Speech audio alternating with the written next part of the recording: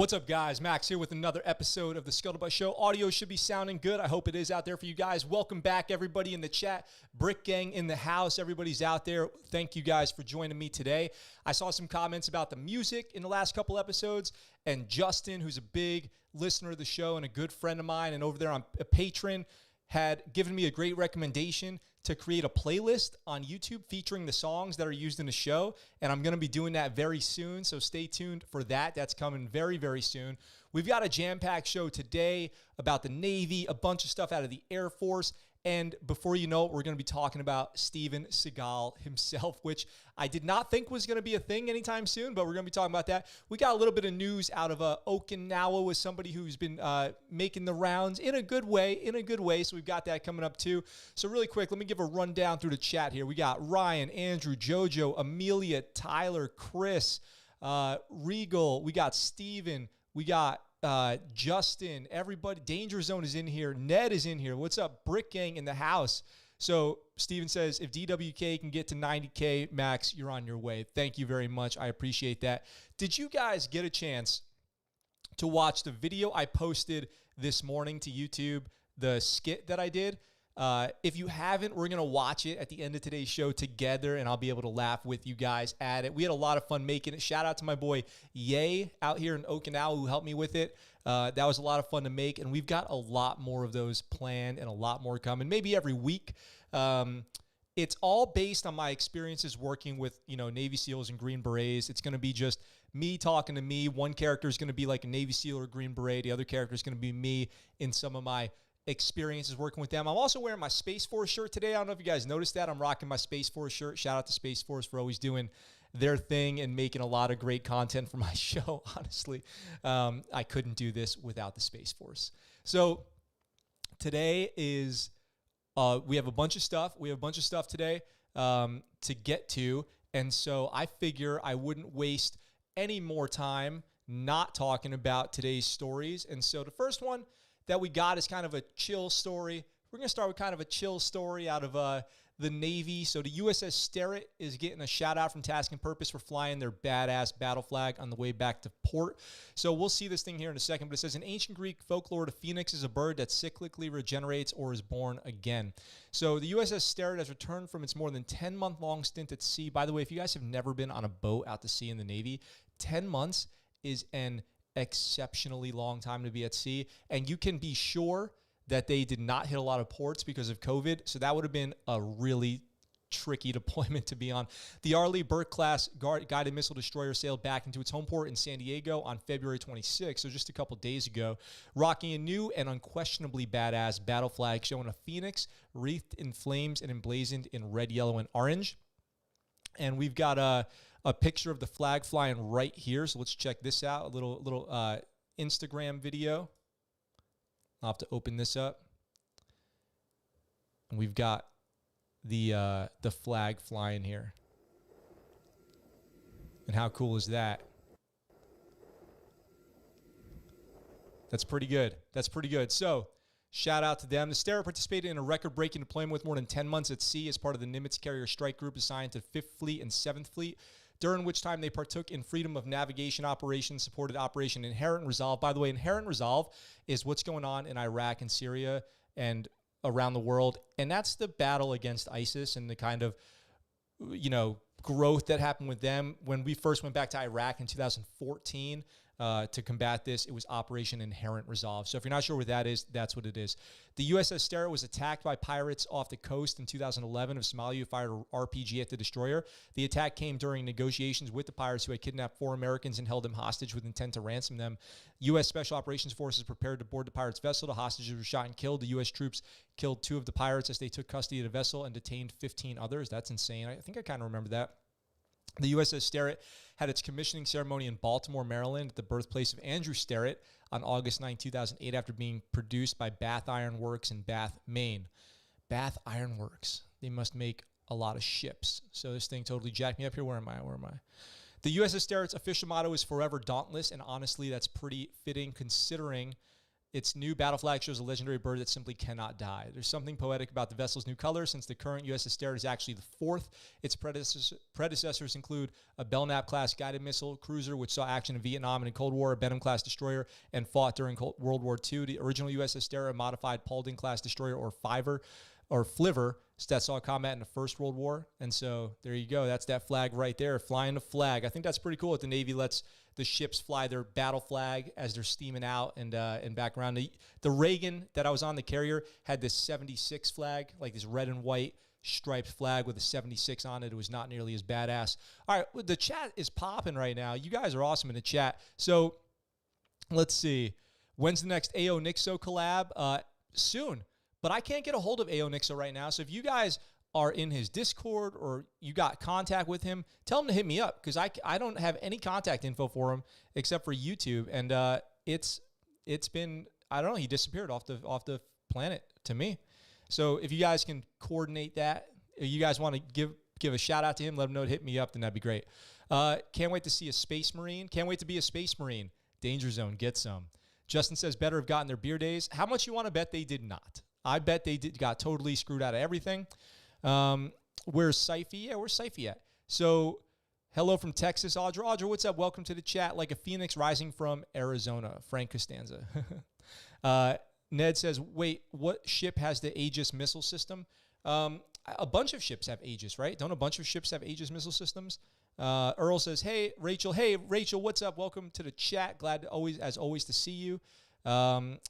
Justin says, oh, here we go. So everyone just catching up. I hope you're all doing well in the chat. It's nice to see you all. Happy to take any questions you guys got today as per usual.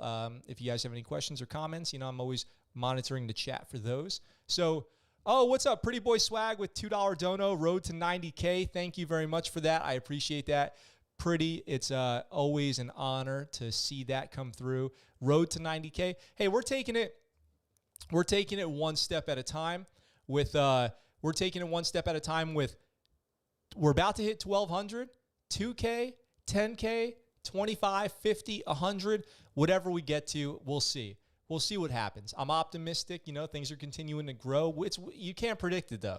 It's totally unpredictable. It's like that video I did for the 6 days in Fallujah blew up. It's, you know, something over 12,000 views now. There's just no way to know. So I'm hoping these skits are enjoyable by people. You guys are saying that they're funny. Jordan says the video was hilarious. Thank you very much. The next one that I'm going to do, so you guys in the live stream today will be the first to hear this. The next one that I'm going to do is going to be all about explaining what my job actually was, because I figure people don't really still get it maybe. And that's not something I'm trying to keep a secret, so I'm happy to talk about it. But on the next video, the next one of those skits that I do is going to be me explaining to me on the other side of the screen what I actually do as my job for them. And then that might make a little bit more sense for everybody. So thank you, Pretty. I appreciate that. So we have another story here out of the Air Force. We actually have a bunch of Air Force stories today. So let me get to this next story about the Air Force, because I thought this was pretty cool. Air Force Special Operations Command wants a flying box for a variety of operations. Look at this thing. Yates Electrospace announced that it had been awarded an Air Force contract for development of a scaled-down version of an autonomous silent aero glider, shown here in an illustrated image. So a glider is actually a type of plane. You have like jets, rotary wing aircraft, and you have gliders. And so I guess what they're saying is that this is a glider.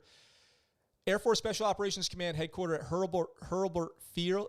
I can't ever say it. Hurlburt Field down in Florida could get a scaled-down version of an existing glider for an unspecified U.S. operations, according to recent contract announcements. Outside of the formal contract announcements, AFSOC, Air Force Special Operations Command, itself is indicating that it generally sees the glider as a very efficient and flexible way to conduct standoff operations, standoff airdrop resupply operations, getting supplies to troops without having to be directly over a target area, according to an email responding to Daily News query on the command's plans for the glider. So this says a very efficient and flexible way to conduct standoff airdrop resupply. So airdrop resupply is a really cool mission that the military does, where they fly over and they drop pallets of gear with parachutes attached to them, and they land somewhere near your base. This is how we would get all of our supplies in Afghanistan. This is how we would get food, male, I believe, came on these things. So they would fly over, dump out, 30 or 40 pallets with parachutes. The chutes would open, they would land in just outside of our base, and we would go recover them and then bring them back to base. And the cool thing was always, and I don't know how cool this was when it happened, but looking back, it was always kind of funny. There would always be 1 or 2 pallets where the parachutes wouldn't open. So they would burn into the deck at like 1,000 miles an hour, and this massive explosion of like hamburger patties and protein shakes and Pop-Tarts, just a gigantic, like, devastating impact of these things. And it was always really fun to watch. But you were always bummed out, too, because it meant a lot of your food just got totally wrecked. And we would try to bring as much back as possible. So, according to an email, AFSOC sees the glider as an effective and efficient way to conduct EW, electronic warfare, intelligence, surveillance, and reconnaissance, ISR, as well as other non-kinetic battlefield effects, battlefield missions that don't involve explosives or other munitions. So this will not be an armed aircraft. It'll be unarmed. So that's good for flying into different countries and stuff where you don't have to bring weapons, because once you put weapons on aircraft, armaments, it's a whole different deal getting in and out of countries because it's not diplomatic anymore.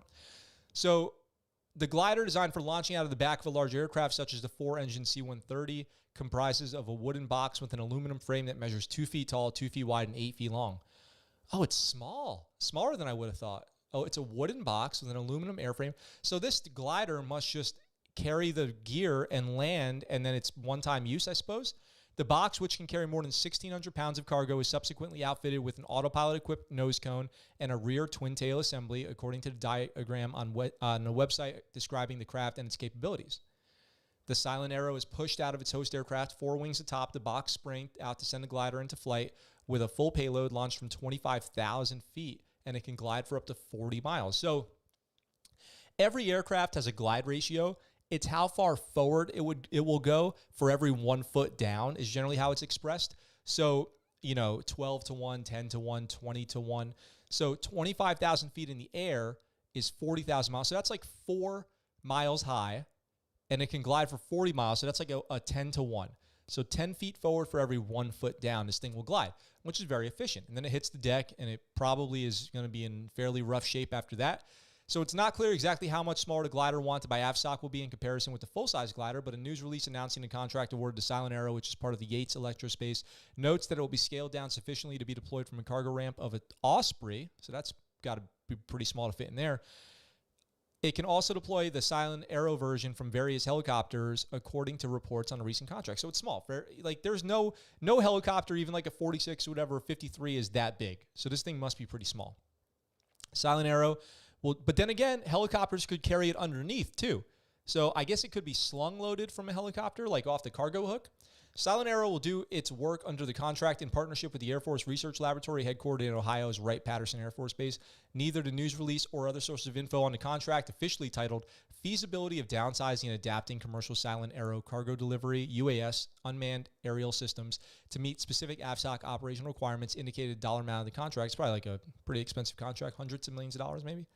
Looking ahead to its future with the scaled-down Silent Arrow, AFSOC noted in its Wednesday email that the command is interested in seeing future demonstrations of the aircraft-agnostic glider, meaning that it is not limited to use with a single type of aircraft, because the glider is expected to be able to be employed much more accurately and precisely than current aerial delivery systems available to military forces.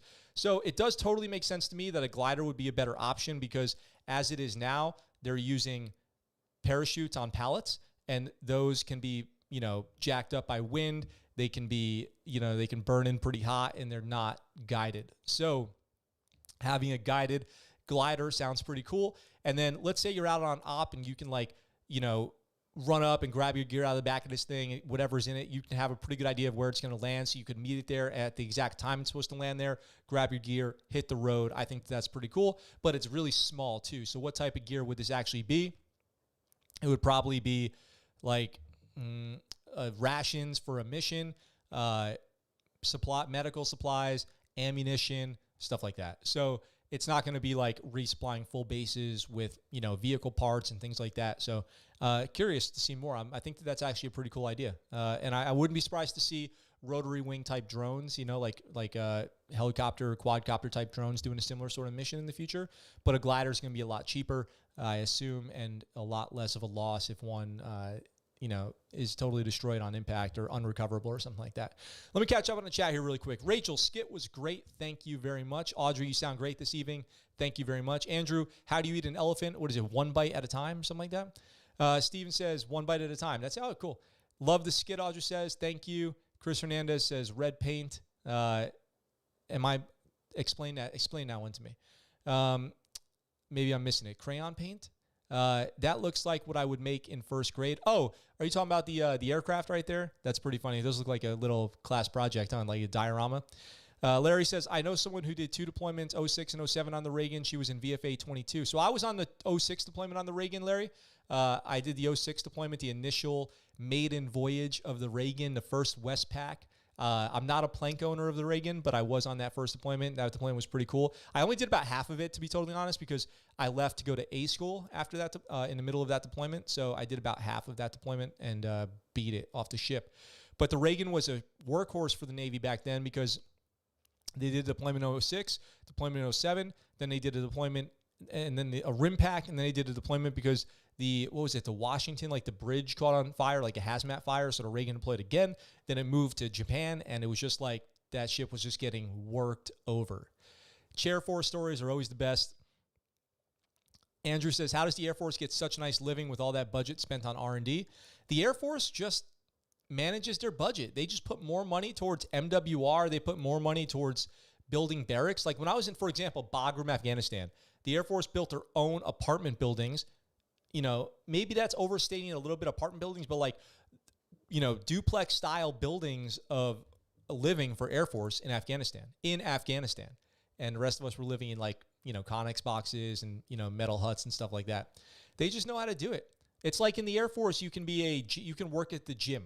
Like when I go to Kadena Air Force Base in Okinawa and I go to the gym, the people at the front desk are active duty airmen. That's a job. Like that doesn't exist in anywhere else in the military. Not as far as I know.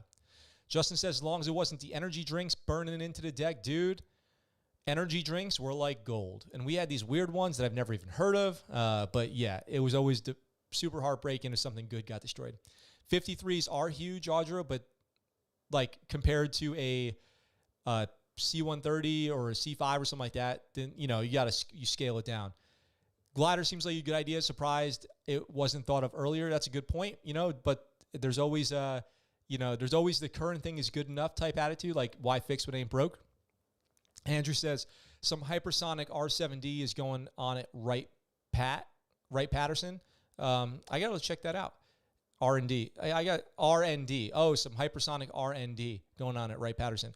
Andrew, by the way, Andrew emailed me this weekend something, and I read it twice, and I think I need to have my hand held to read it again to totally understand it, that thing that you sent me. But it seems pretty cool. And that's cool, dude. Thank you for reaching out and telling me a little bit about yourself and what you do. Justin says they could hook it up to the cargo hook like we do with the R-HIB, so it flies the rib boats, so it flies better than hanging like a vert rep load. Yep, very true. I've stood under a CH-53 for vert reps. They block out the sun. Standing underneath an aircraft for vert reps is always so sketch. If you've done that in the chat, then let me know if you've done vert reps. Andrew Walsh, makes a lot of sense for the SF and SOC troops. Pallets are easier for the conventional forces. Yeah, well, when we were out there with Afghanistan, I was with SF, and we would get the pallets, and we would have to roll out with a flatbed and a forklift to get the pallets, and we would go cut the parachutes off, use the forklift. Usually we would have to, like, get the pallet right side up, fix the broken, like, planks on it, and then get the forklift under there, get onto the flatbed, because that would be, like, right outside of our base. Justin says, what if they start using the gliders like they do UDFs and SF personnel to fly in? Dude, that would be so cool. That would be so badass, actually. Hang on, we've got 2 guys coming in hot to back you guys up. That would be so badass. I bet they do. And they have free Wi-Fi. Boom booms. I'm sure that they could put just some the military version of like an improvised explosive in there, just rig something up and glide it into a building. I'm not saying you should do that, but you could go ahead and load that thing with some explosives and a timer or a charge on there or something and send it into like a building or whatever. Probably pretty cool too. It's interesting putting a 53 inside of a C-130. It's crazy that they put trucks and aircraft into other aircraft. How bonkers is that? How crazy is that?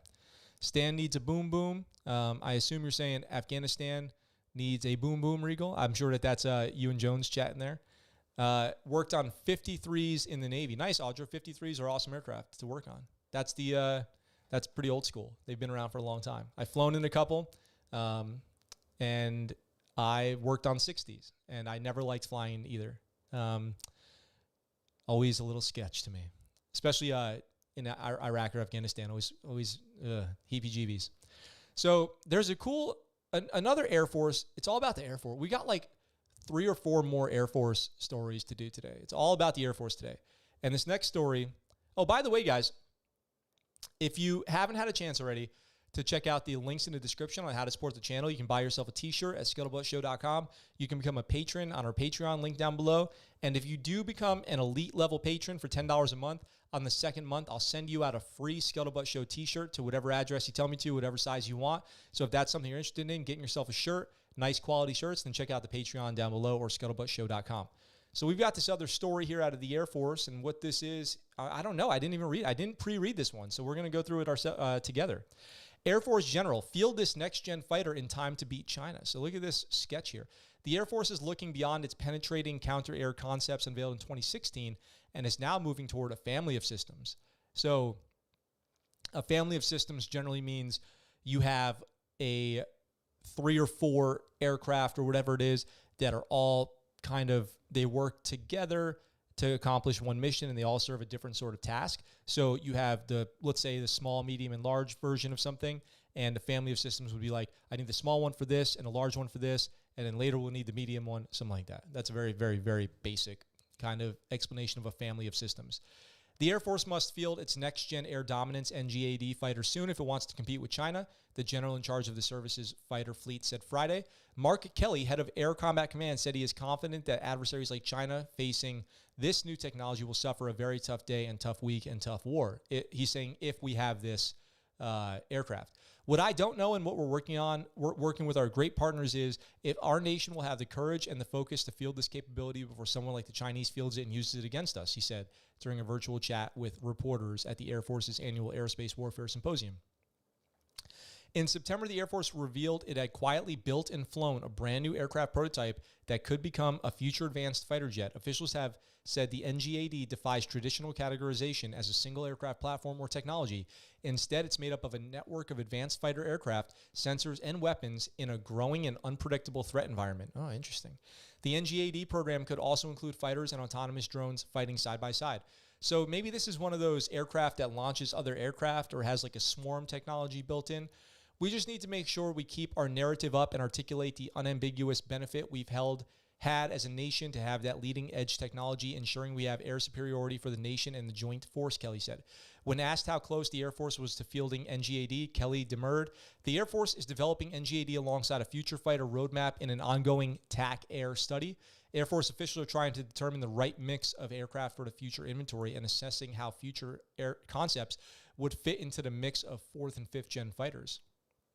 This study will give us that 10 to 15-year lens, so we're not trying to deal with it day by day, week by week, year by year. The Air Force wants to outline specific missions sets for its aircraft where it can. Deploying high-end fighters like the F-35 or F-22 for a routine Allied patrol mission, for instance, is costly overkill. Lockheed Martin, the F-35's manufacturer, estimates the jet's cost per flight hour at $36,000 with a goal of reducing it to $25,000 by the end of 2025. Now, when they say the estimated cost per flight hour, every flight hour has a maintenance cost associated with it. So I don't remember what these are. I never got high enough in naval aviation to really remember what like a 60s cost per flight hour was. Maybe if somebody knows that, drop it in the comments. But they go, every hour that an aircraft flies has a certain number of maintenance hours associated with it, a certain rate of decline of parts, a rate of decline in the life of the airframe, the cost of the fuel, the likelihood of parts to go bad on a flight or damage to incur, battle damage, something like that, combat damage. And they come up with a flight hour cost. So $36,000 an hour to fly a jet. When I talk about when you guys hear me say things like, I don't care if people want, here's a common one. This always comes up.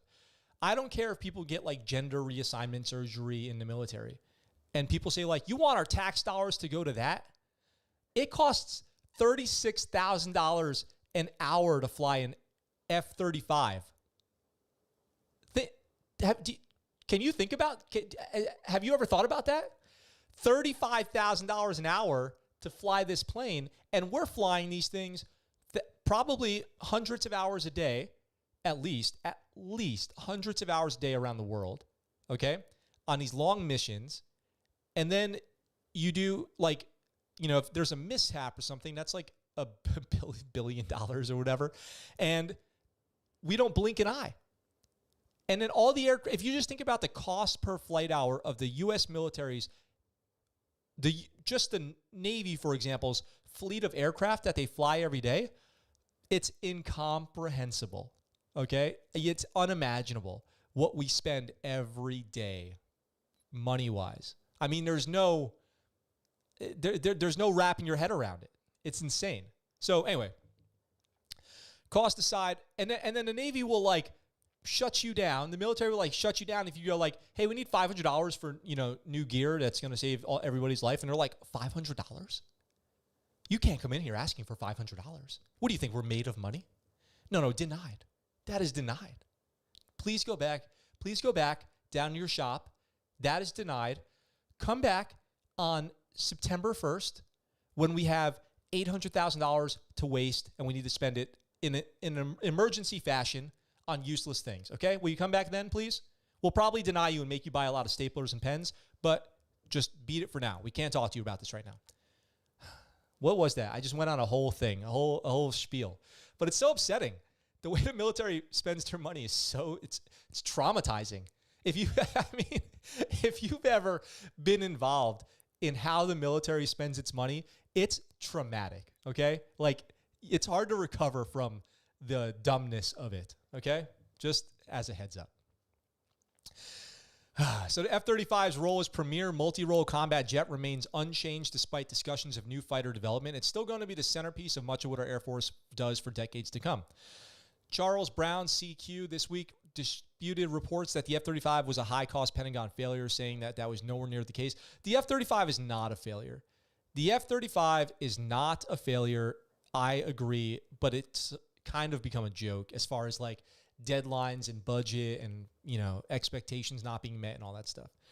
So let's see. Where does this go? The Air Force is the largest customer for the F-35 and hopes to procure 1,763 F-35A variants, but according to Aviation Week, future budgets could limit the inventory. The magazine reported in December that the service might cap its total F-35 by 1050. They got to take into account war with China would probably lead to a lot of F-35s getting destroyed. So you probably need a lot. Have you ever thought about how many like Humvees the military makes, the government makes? How many HESCO walls, for example? And these things all get like destroyed. And they have like World War II, how many tanks, how many trucks, how many planes? If the U.S. went to battle and lost, 50 aircraft, they would have to replace 50 airplanes. Have you ever thought about that? Like how insane it is when the military rolls out supplies? We trash talk the military supply system a lot, but in reality, that's kind of bananas to think about. Hey, we just need 50 more airplanes in Europe yesterday. And then they make that happen. So let me catch up on the chat. Let's see. I'll try to find some good comments here. Justin says, bro, you didn't like the 60s? They're the best. I just always, when we worked together, I wasn't so sketched out by helicopters, but later in my career, I was like, I do not want to get on a helicopter ever again. Kilo says, never got close to a 53. They seem like an extremely impressive aircraft. I got to fly on a couple in Iraq and Afghanistan, and that was cool.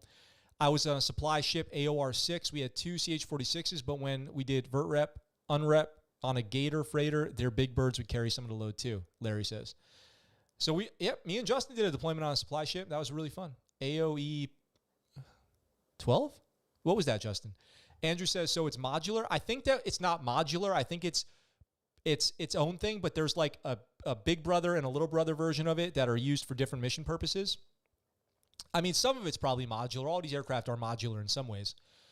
53s are workhorses for sure. Kilo says, I'm a bit skeptical sometimes with reliance on unmanned. Seems like the communication of drones would be the first thing that would be attacked. Yeah, EW, electronic warfare, is a huge part of what we do. It's a huge part of what our enemy would do. Even ISIS was trying to dabble in EWs, but the United States ruled, obviously, in that realm against terrorists. There was no question. But yeah, EW is a huge part of it. Much of the next big peer-to-peer war would not be fought with conventional weapons. It'd be fought electronically. That is very true. John Cripe says, the ScuttleButt Show is great. Thank you, John. Thank you. Just some kind words. Last Friday out here, last Thursday for you guys really got me through that day. I was not feeling it. We had those audio issues. I appreciate it. You guys are rock stars to me. So thank you so much. Larry D says, I think they were USMC. Oh, you guys are talking. Sidebar. Only $35,000 an hour. That's chump change, Audra says. Yeah, imagine what it costs to sail a it's like we can laugh at it, but imagine what it costs to sail a ship around the world, too. Justin says, nothing like as cool as the 60C era. You're a little biased, probably. Really like the style of that new Navy SEAL video you made. Ghost Rider says, thank you. Thank you very much. I appreciate it, and there's a lot more of that to come. So if you guys like that, there's a lot more coming. We're going to watch that at the end of today. Dude, right? They suck with money. Yes, they suck with money. Like, the way that the military spends money is out of control dumb. So dumb. Andrew says they also make sure to spend every dollar in the budget every year. Yeah, that's why they waste it at the very end. We need those rollover dollars. I've always said, why penalize for not spending money? Why does the government penalize the military for not spending its money? We need rollover dollars. That would fix so many problems. Like, yeah, you didn't use your budget that year. You get that as a surplus next year. And whatever you don't use, you get that as a surplus next year when you need it. But instead, they force us, handcuff us into spending all of our money at the last second.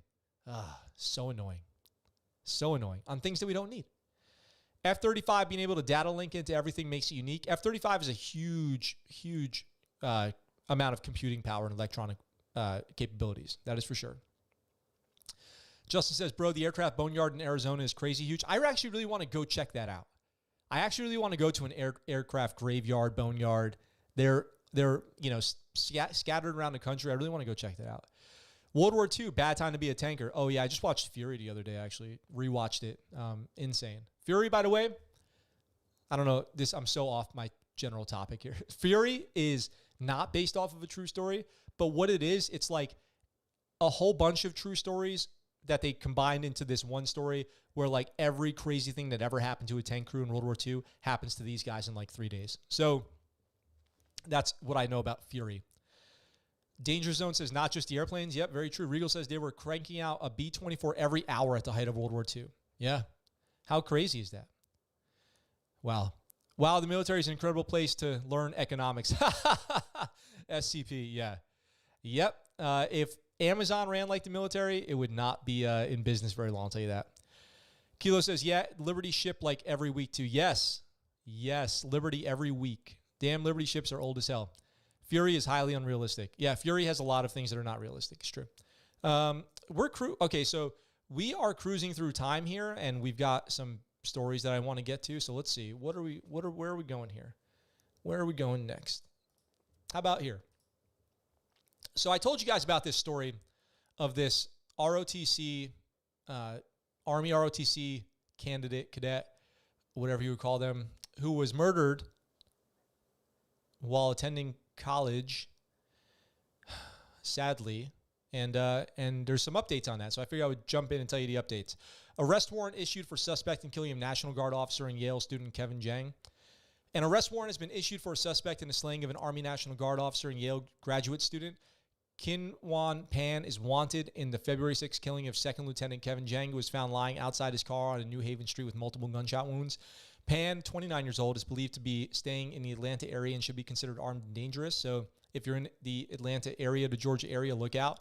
He was last seen in the suburbs of Duluth or Brookhaven, driving with family members, carrying a black backpack and acting strange days after the killing. Pan, who's an MIT graduate, is accused of stealing an SUV from a Massachusetts dealership on the day of the killing before driving to Connecticut. North Haven police had earlier interacted with Pan when the stolen SUV got a flat tire in the parking lot of a junkyard. Police had the vehicle towed and dropped Pan off at a Best Western hotel. That's insane, isn't it? How insane is that? By the time the vehicle was reported stolen, Pan had fled from the hotel. New Haven Police Chief Antonio Reyes said that it seems Jang was specifically targeted and the shooting did not appear to be random. The arrest warrant is the development from Reyes' previous statements in which he said Pan was a person of interest but not a suspect. Jang, 26 years old, had recently gotten engaged to be married. The Seattle native earned a bachelor's degree in environmental studies at the University of Washington, was an Army veteran and Army National Guard member, according to his LinkedIn page. Task and Purpose reported that Jang was an environmental science officer assigned to the 118th. So maybe he wasn't ROTC. He was like active duty but attending school. At the time, he was on orders to provide full-time support to the National Guard's COVID-19 response. Oh, that's right. He was doing COVID response. He was activated to do COVID response. He had formerly served as an M1 armor crewman with the Washington National Guard. So the U.S. Marshal Service is offering a reward of up to $10,000 for information leading to Pan's location and arrest. So if anybody has any information about where, what is his name? Kin Wan Pan is wanted in the February 6th killing. So Kin Wan Pan in the killing of Kevin Jang. So that's a sad story, but there's an update. There's a suspect wanted. It does sound like there might have been a little bit more to the story, like they might have known each other. He was targeted, so we'll see what happens with that. Unfortunately, just covering another sad story of a soldier being killed off duty. I want to tell you guys really quick, we do have guests planned for this week. I'm not going to announce them yet until it's like right about time, but we do have guests planned for this week, 1 or 2 guests. Some you might know and some you might not, and some returning. So I'm really excited about that. I'll be sure to update you guys as that's coming along on the Discord, on Instagram, Facebook, and wherever you guys follow the channel on social media. So if you're not in the Discord and you're on Discord, the link is in the description down below. It's a great place to find updates on the show and communicate with me and the rest of the fans of the show. And just as one quick note, tomorrow's episode is up in the air because there are people coming to work on the house. Once a month, we have people come work on the house, and that always makes it difficult to run a good show for you guys. So tomorrow is a question mark, but maybe if we're not doing a show tomorrow, I'll do some pre-recorded content or something like that. I'll be posting updates on Facebook, Instagram, and Discord about the show's schedule. So let's see. Regal says, let me catch up on the chat. Red Tails movie, even more unrealistic. Just watched Das Boot for the first time today. Excellent. I need to watch Das Boot, actually. Regal, it's not your boy. It's not your boy, Ao Nixo, unfortunately. But it is somebody. It's probably not somebody you've seen because this is an older guest returning. If this person is on the show this week, hopefully they are. It would be an older guest from about a year ago. I would not even know where to start with David Goggins as a guest on my show. He is definitely not a returning guest, and I don't even know where to begin. So Regal put in a boot. Das Boot. Oh, Das Boot. That's Das Boot. Got it. You know what's crazy? I got a story here. Kind of out of control. Totally out of control. What is Steven Segal doing? Why is Steven Segal the new pitchman for a shady armored vehicle manufacturer in the UAE? It says, Task and Purpose says, from C-list action movie star to D-list Lord of War. Steven Segal, your weird drunk uncle's favorite action star from the 90s, is the new pitchman for the United Arab Emirates-based defense company whose armored cars have wound up in war-torn countries, potentially in violation of international laws and treaties. But hey, he really, really wants you to know about this cool new electric battle wagon called the Storm. It is gorgeous and does a lot of great things. Segal, the actor of Under Siege, Chief Casey Ryback, and Deadly Ground. It goes on water, it goes on land, it's armored and bomb-proof. That thing is amazing. If I could have any one of those vehicles, I'd have that one, he says. Now, you know, Steven Segal is, I guess, a Navy SEAL, a former actual Navy SEAL, and worked for the CIA and all this other stuff. But I feel like even though I know that he's like a former Navy SEAL, I still don't know that. It's the weirdest thing. Do you guys know Steven Segal is apparently a Navy SEAL in real life, or, you know, he was an active duty Navy SEAL, but what he did and when he did it is unknown, and no one really ever claims him either. Nobody in the SEAL community ever claims him as a SEAL. It's a very strange thing. Task and Purpose says, Steven Seagal is like the knockoff version of Nicolas Cage, which is a humongous insult. He will do just about any job, not just star in a movie as a cop, soldier, federal agent, or ex-Navy SEAL turned cook who doesn't play by the rules but gets results. Where am I? I totally lost my spot. No, he will do and has done just about anything you can think of. He drove a tank into a house alongside a disgraced lawman Joe Arpaio. He accidentally killed a puppy in the process of filming a reality TV show. He went on that show as a cop in like Louisiana, like Baton Rouge or whatever. He's an actual deputy. And let's not forget the time he was once hand-fed carrots by Belarusian strongman Alexander Lukashenko, who's been referred to as Europe's last dictator, and apparently he's even cozied up with the Russians. He's been known to hang out with Vladimir Putin and has been granted Russian citizenship as well as Serbian citizenship. He was a pitchman for Kalashnikov USA before he was dropped from the role amid rising tensions between the U.S. and Russia. And he was temporarily designated as Russia's special envoy to the U.S. in 2018 amid accusations he'd engaged in sexual misconduct in the U.S. What is he doing? What is his deal? I'm interested in weapons, military history, tanks, and armored cars, and I'd heard about Straight.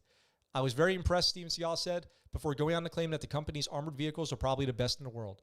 It's unclear where the Straight Group's new armored vehicle, the Storm, ranks among others in its class since so little information is publicly available, but it is indeed aesthetically slick and looks like a Lamborghini at a baby with an F-17 Nighthawk stealth jet. So I've got a quick video here. I don't know that much about this vehicle. I couldn't find that much, but I've got this video here of him selling this thing, and it's not great quality, but let's just watch it really quick. He's at IDEX in Abu Dhabi.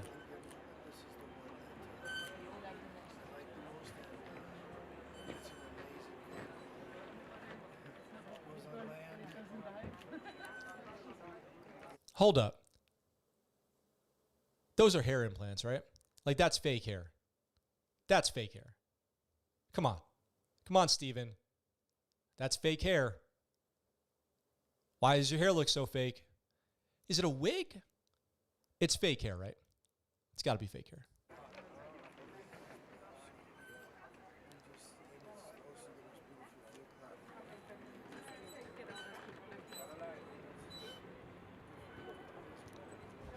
It does look cool. I mean, it looks fairly cool, but that doesn't always mean it works. It doesn't actually look like it would work.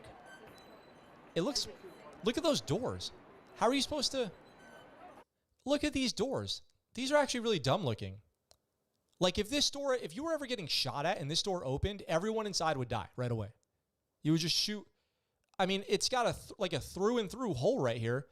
You could just waste everybody inside this thing the second that door opens. That doesn't look very tactical at all. I wonder if, is there an egress out the back? This thing sucks. Bomb proof, can go on land and water. He's fat too.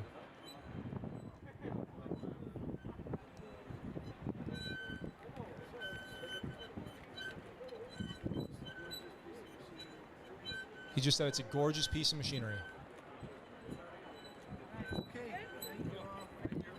Wow, how weird. What a weird deal. What a weird dude Steven Segal is. What's going on in the chat over here? Segal was not a SEAL. CPO Shipley would have a stroke if he heard you call him one. Wait, wasn't he? I just checked this. I just checked that Steven Segal was in the military. Hang on. Why is this such a debated thing? So according to manlymovie.net, according to Mr. Segal, he's a former Navy SEAL. It's unclear where he served.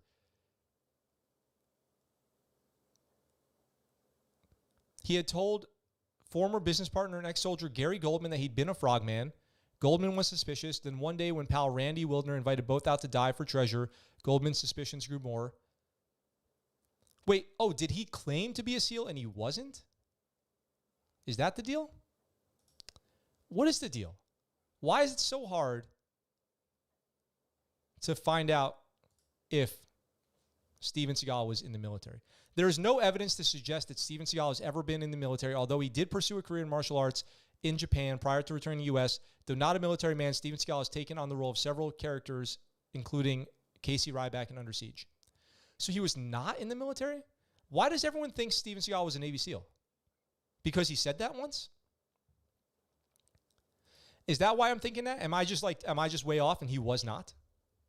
Okay. Oh my God. Belay my last. Steven Segal was not a Navy SEAL. And that's the deal, I guess. By the way, I would love to have Jocko on the podcast. I would love to be on Jocko's podcast. I think I would be a really good guest for him. So if anybody out there knows him, let him know. Steven Segal is a cop, not a SEAL. So National Treasure was a fantastic movie. I love Nicolas Cage. Jones says he's a professional idiot. Watch Anderson Silva talk about him. Oh, yeah. I know no one respects him, actually. He picked up a few pounds for sure. So it does sound like he was stolen valor. He does sound like he's a stolen valor SEAL. Danger Zone. He's the master of selling out. He's a black belt in selling out. Nicolas Cage just doesn't know how to not work. Nicolas Cage was the best. Have you guys seen Jiu-Jitsu? Have you guys seen the Nicolas Cage movie Jiu-Jitsu? Oh, man, it was awesome. Nicolas Cage was amazing and kick-ass. I agree. I love Nicolas Cage. I love The Rock. I love Face Off. I love, was it Leaving Arizona? Every Nicolas Cage movie. Or Leaving Las Vegas, Raising Arizona. Every Nicolas Cage movie is awesome. Man, Seagal has gotten chunky. Oh, yeah. That suspension system won't last against mine. South Park clowned him royally. Oh, yeah, South Park is the best. Apparently, they're having a vaccine episode, the vaccine special. They had the COVID special, and now they're having a vaccine special. I can't wait. It's in about a week. If you need to exit the vehicle and somebody's on top of it like rubble, yeah, dude. Oh, yeah, those hinges. It looks like the worst armored vehicle ever. Sounds like Dan Bilzerian. He played one on TV. Jesse Ventura was a real SEAL. Yes, Jesse Ventura was a real SEAL for sure. There's a lot of well-known stories about him, including fighting.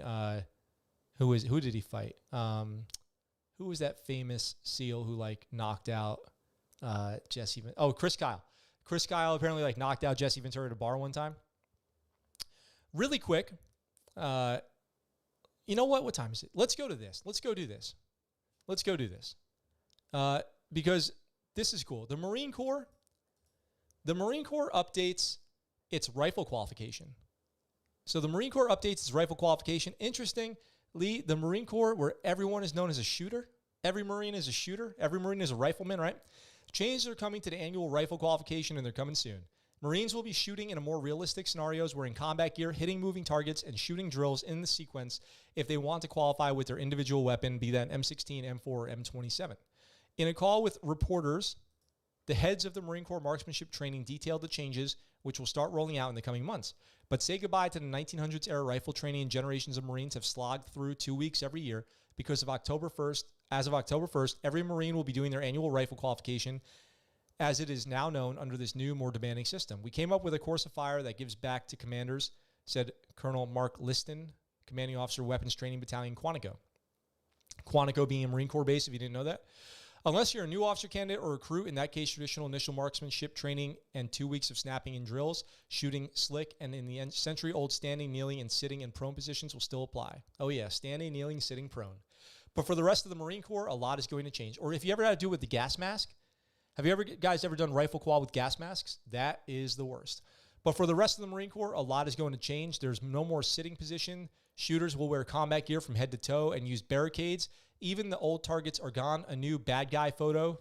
Gotta love a bad guy photo. Complete with weapon, skull cap, dark sunglasses, and a short beard.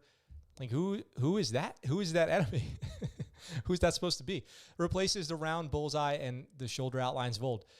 Where you hit the target now matters a lot more. We've shifted the target down to a human target. You do need to strike in an area what would have been identified as lethality zones. Anything outside of these zones, one could suggest it's not a physiological stop, said Chief Warrant Officer 5, CW05. That's pretty high up, CW05. John Costa. That's because an operational analysis conducted in 2018 showed lethality gaps in which Marines were having problems hitting moving targets and hitting human targets in ways that would incapacitate the person. Moving targets are tough. You guys, I'll be honest. Moving targets are tough. To fill that gap, Marines must hit in lethality zones, basically a centered coffin-shaped area in the face or a home plate-shaped zone in the center of the chest. Nicking a shoulder, grazing arm, or cheek won't cut it anymore. Oh, nice. Okay. So say center mass. That's where you should always be aiming. Aim small, miss small. Shooting will run the way it does in combat, closing with the enemy. Instead of the current system of starting at 100, moving out to 500, Marines will begin at the 500-yard line and then move into 300, 200, and 100 before finishing with close-up drills at 25 and 15 yards, movement towards the target before backing up to the 100, 200, 300, 500-yard lines. Oh, nice. Much more like the physical fitness test or the combat fitness test, the score from all events will matter, but a Marine must pass with a minimum score in each. So one thing we would do in the Navy when we were training shooting was, they call them stress tests. If you guys have ever done stress tests, they would make you run a shooting course, including multiple positions and barricades and steel and whatever the targets are. But it would always start with some kind of PT session first. So you would get smoked with like 50 burpees or, you know, whatever it is, a tire pull or something. And then you would run your stress test and you'd have to shoot, and you had a time limit. So you could only spend, you know, 5 seconds per target or whatever. And the whole course had to be done in 2 minutes. And you start getting just, you know, totally winded at first. And that's a really good way to train, actually. For example, on the old system, a Marine could miss all of their shots at a certain distance but make them up elsewhere. That's no longer the case. Marines will have to rack up a certain number of destroys or rounds placed within the lethality zone of the target, as well as conduct a specific drill for each station. Let's see. There are 3 drills, all of which begin at the 25-yard line. First is a failure to stop. That requires the Marine to fire 2 shots to the chest and 1 to the brain box. The brain box, I like that. At a 25-yard distance, if the Marine doesn't do the drill correctly, is unqualified for that portion. Then the Marine does a 25-yard box drill. That's similar to a failure to stop, but involves 2 targets. The Marine fires 2 chest shots in the first target, 2 chest shots into the second, then 1 headshot into the second, followed by a final headshot into the first. So that's a box drill. I just did a box with my mouse. I know you guys couldn't see that, so that was dumb. The third drill is beginning at the 25-yard line. The Marine is told to advance and walks toward the target, firing the failure to stop drill while moving. They'll do this twice. And then there's 100-yard line, 200-yard line, 300-yard line, and 500-yard line, which allows the Marine to shoot standing or supported prone for 5 rounds of 8 iterations at 45 seconds. If the Marine is issued a bipod, they can use it. And there's a video up here too. So we can watch this video really quick. So what you see behind me is what could be the biggest change in Marine Corps rifle qualification in about a century. So what the Marine Corps has done here at Weapons Training Battalion at Marine Corps Base Quantico is put together a more realistic shooting package that looks a lot more like combat. Marines are wearing the combat gear they would wear in combat, shooting the weapon they're going to shoot in combat. I'm laughing at that one guy who threw his backpack on the ground so intensely. Like he saw a spider on the ground and had to crush it with his backpack. They can use their magazine as support, they can use a barricade, they can use their rucksack, or even a bipod if they're carrying the M27, for instance. All these things were not really on the table in previous shooting qualifications. They're also going to shrink down the shooting qualifications from a 10 to 14 day period that every Marine has to go through every year to about 3 days. Basically, you show up, you do positions, you use some dry fires, and you start shooting. And that's basically what's going to be expected of Marines if they want to qualify with their weapon and be considered lethal by new Marine Corps standards. Now, the Marine Corps Weapons Training Battalion is looking to possibly implement this by 2021 after they worked out some experimentation. Who is this guy? Who is this bad guy supposed to be? Like, who are we training to fight? Are those Wily X's? I mean, if somebody's out there wearing Wily X's, yeah, they're probably going to get, you probably should get shot. But honestly, like, this is not a person that the Marine Corps would have to go fight. That's weird. Possibly implement this by 2021 after they worked out some experimentation in the coming year. Todd South, Military Times. So the Marine Corps is updating their rifle qualification. I think it's good. I think it's overall good. I'm kind of happy that they're moving to something that's a little more kinetic, a little more based in realism and all that. I think that's pretty cool. So good. Overall, good. Good. So good for them. Now, here's the question. Do you think you could pass the new Marine Corps rifle qualification? Let me know in the comments. Yes or no. Would you pass the new Marine Corps rifle qualification if you had to take it today? What did the Marines not qual? Wait, did the Marines not qual in full kit? I'm not sure. It looks like they're going to definitely be in full kit now. I assume that they were always in full kit. Generally, if you're going out to the range, you're in full kit. I've never been out on a military range except for the Navy's, indoor qualification, pistol and rifle marksmanship range where you're not in full kit. Every other range I've ever been on has been in full kit.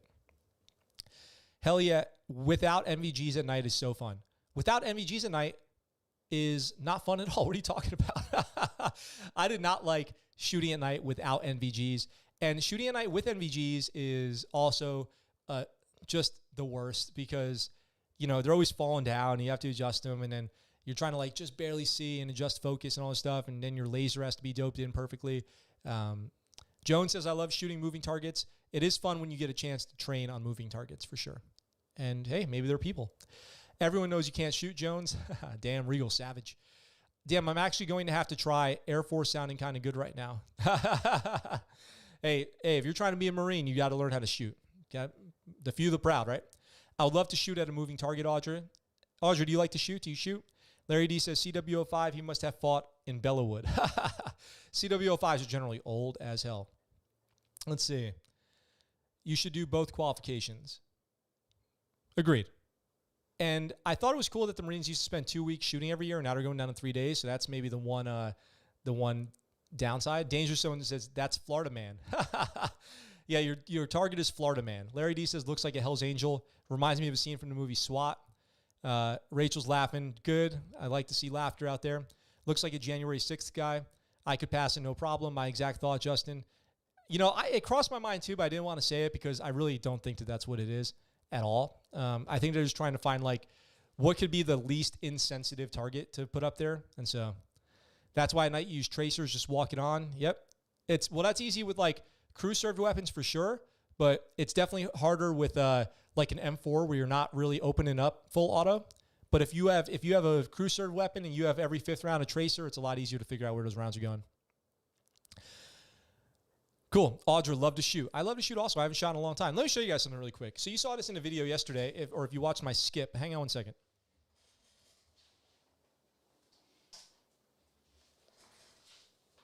So I picked up this M4 at the local, like, Japanese store, and how cool is this airsoft gun? It looks so realistic. It's actually made totally of metal. You can drop the magazine. All the buttons are in exactly the same place. I can switch to semi and full auto. You can go. You can rack tap bang this whole thing. The ejection tray here opens up, like everything. The like the Picatinny rails are all legit.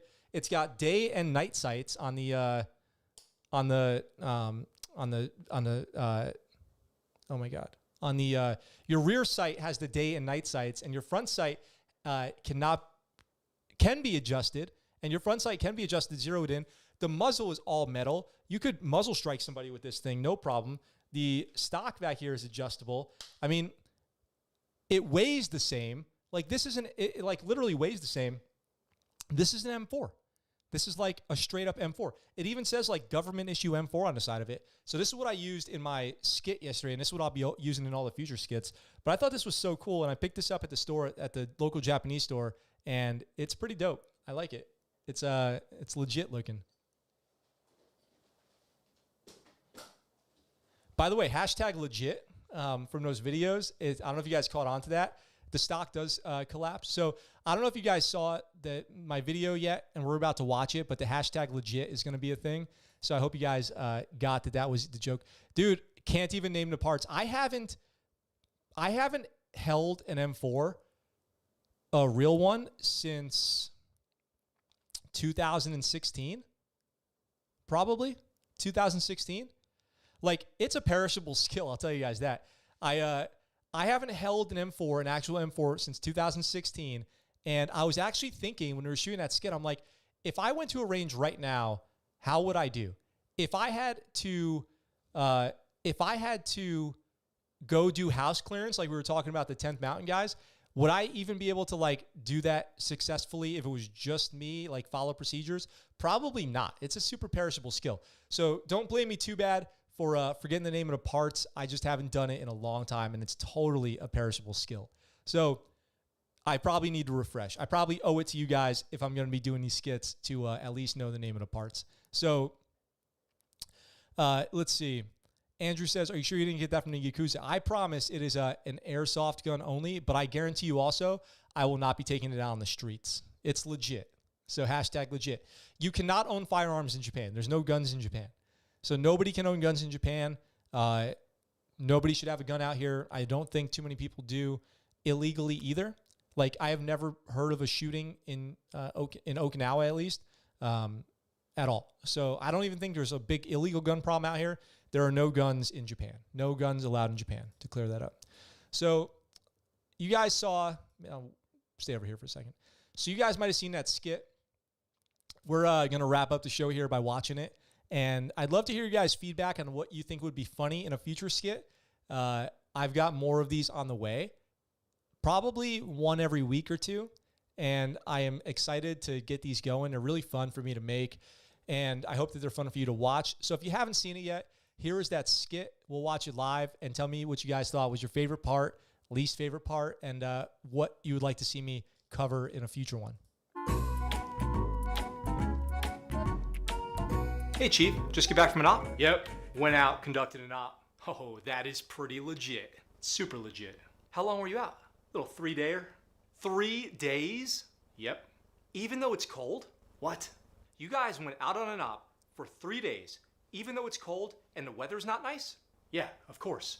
We're Navy SEALs. Oh, that's hardcore. That's why they pay you guys the big bucks. That's right. Dive pay, jump pay, explosions pay. Explosions pay? Yeah, legit. Super legit. Hey, can you tell me about the op? Well, we stepped off Monday, 03:30. It's negative 18 degrees outside. Wait, were you wearing that? Yep, wearing just this the whole time. Weren't you cold? It's not about not being cold. It's that you don't care if you're cold. Legit. But you could have worn a jacket, right? Could have. So then we patrolled out 18 clicks to Nabarabi. You know where Nabarabi is? Oh, everyone knows where Nabarabi is. So we're out of Nabarabi. Nothing's happening. So we conducted a shura with the local elders. What's a shura? It's a meeting between us and the locals where we tell them what we want and they tell us what they want. Oh, that sounds super productive. Well, and what happened there? We had tea. And what else? No, that was it. Legit. Yep. Then what happened? I bet it was a big gunfight. Oh, just you wait. So we stayed there that night just in case the Taliban wanted to start some shit. They did not. The next day, we went around to look for weapons caches. Oh yeah, lots of caches out there. We didn't find any, but yes, there are a lot out there. And then what? Gunfight? Airstrike? Set some bombs up? Then we went back to Nabarabi. Oh, Nabarabi is legit. Yep, that night, we had chai. What's chai? That's what the locals call tea. Sorry, I forgot you've never been outside the wire. But the next day, yeah, we heard a village about a click south, Parada Majitaj. Some caches down there. I like big caches. So we go over there. I'm clearing a known Taliban house. Breached the door, entered the room, cleared the corners, wasted a fighter. Whoa, that's so sick. Yep, 1 EKIA. Then what, you declared a tick, called in QRF, just killed everybody? Nope, didn't have to. Oh, that's so badass. How many total bad guys did you schwack? That one, just that one. Oh, so like 1 EKIA total? Oh yeah. Then we RTB'd, just got back. Dude, you guys are so awesome. How about you guys? What have you been up to? We've just been flying around doing our drone thing, a couple hours a day, no big deal really. You get any strikes? Well, yeah, we did a couple. Did you get any of those bad guys out there? Sure did. How many? 183.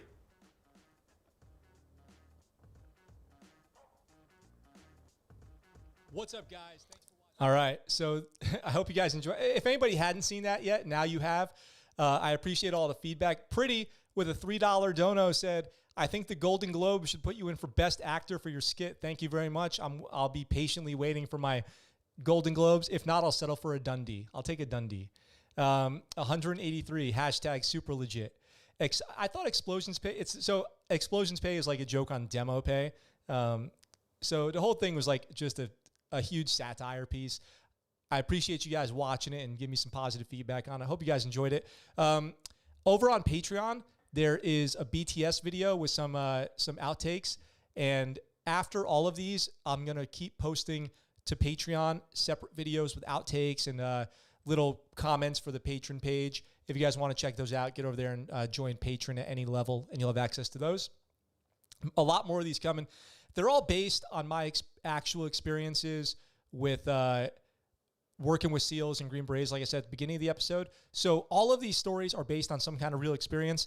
This particular one is based off of a night that we were out in Afghanistan. I was there with the ODA, and we were listening on SATCOM, and the SEAL team that I originally deployed with, even though I was working with the ODA, they were out on an op, and it was like brutal cold outside, like negative, 20 degrees or whatever.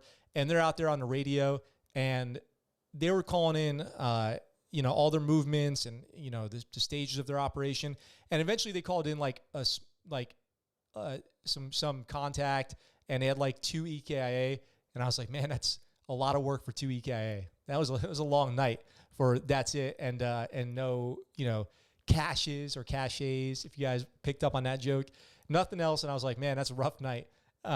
So I have a lot of these types of stories that I'm going to turn into skits. So I appreciate you guys watching it, like I said, and I hope you guys enjoyed it. I hope you guys will enjoy seeing a lot more of those. That's it for today's episode, guys. That's all we got. Thank you, Pretty, for the donos on that. I appreciate it so much. Thank you guys for all being here today. Question before I go, would you guys want a t-shirt that says #legit or #superlegit? Would that be a cool shirt? If it is, I'll get working. I'll get cracking on that right away. Let me know what you think.